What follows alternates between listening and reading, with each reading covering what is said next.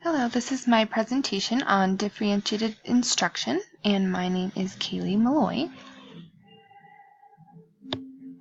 This is a quote I found, and it's one of my favorites about teaching, and it kind of goes along with this teaching instruction that we are talking about. And the quote is by Benjamin Franklin, and it is, "Tell me and I forget, teach me and I remember, involve me and I learn." And this is one of my favorites, and I thought it went with the differentiated instruction because, again, this is a different teaching method that takes more than just a lecture and a textbook to get through to these students. So the first question is, what is differentiated instruction? Differentiated instruction is where teachers learn how to educate students based on knowing each student well enough to find the teaching techniques that will work for that individual. So that being said, it goes more than just the textbook reading, but creating ways to teach in a classroom of so many different learners of the same topic, such as reading, writing, math, and more.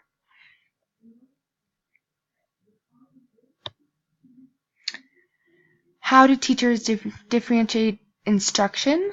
This is the second question, and they do this by doing a couple of things. The first thing is providing ongoing assessments that will teach all the strengths and weaknesses that each student will display so that they can have better knowledge on each individual.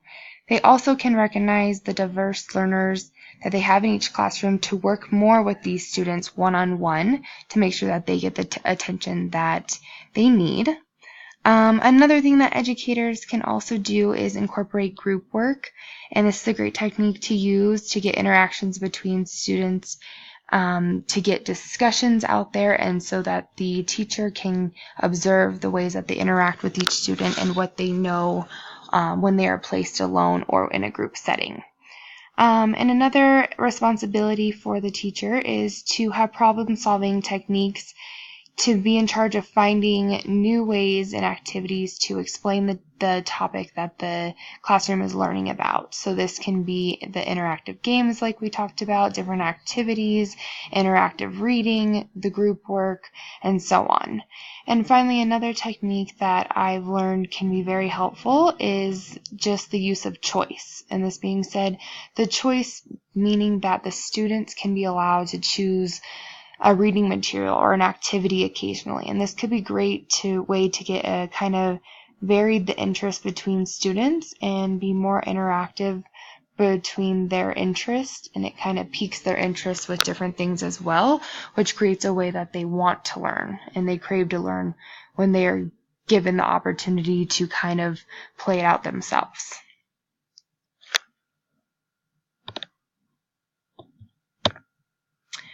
The next question is, how do teachers prepare students in the classroom for differentiated instruction? And to do this, you can do this in a lot of ways. As a teacher, you have to make sure that you have different materials to use for teaching in the classroom that interest all different students. So these can be hand-on objects or computer time that have the interactive games and online quizzes and online games that the student can play, but it can also be hands-on material that can be played in the classroom for the visual learners. It is also important to make sure that the educator is good at classroom management, so to make sure that you plan your units correctly using different exercises and have the correct reading and materials needed for each unit. So this being said, just to keep good organization, it's important to do this so that you can know what activities you will do aligning with the topic that you are teaching. And finally, what's very important for all schools as well as the classroom individually is to keep up on using the assessments throughout the year. This can be very beneficial because it makes the teachers and the school aware of the students' needs to know their strengths and weaknesses in the classroom, and therefore then you can work with the parents and other educators to make sure that that student is getting the diverse learning that is needed. And this question is, what does differentiated instruction look like? So we're going to take a look inside a classroom to kind of see how this may look. So when asked this question, it kind of made me remember when I was in Kansas and I got to shadow a couple of first grade classrooms. And this is what I think is really fun in the classroom to kind of observe.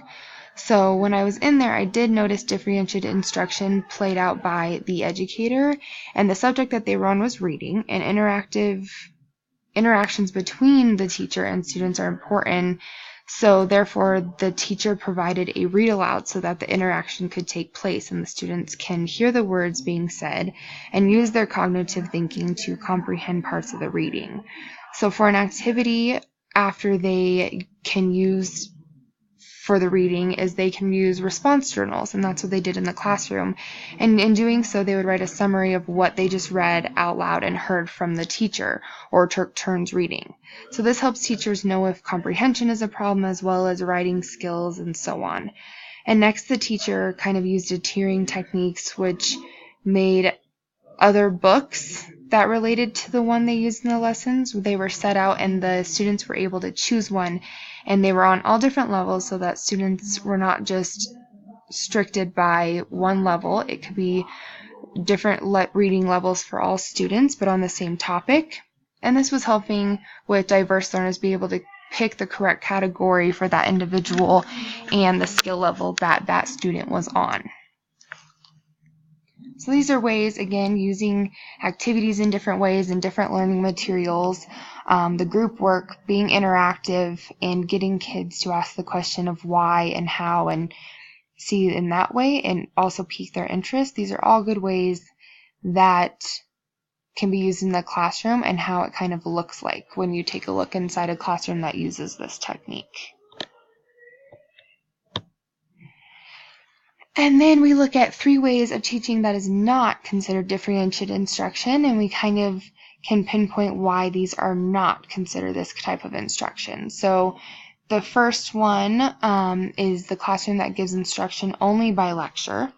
So this is obviously not this technique because it does not use any different strategies. So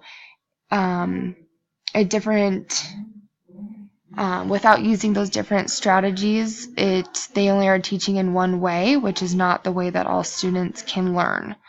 So it doesn't pique their interest, and it simply is just lecturing. It doesn't allow students to learn in different ways like group work, discussions, and worksheets, interactive games, etc. would do. The second one is a teacher that groups the students together based on the academic performance of the previous test scores.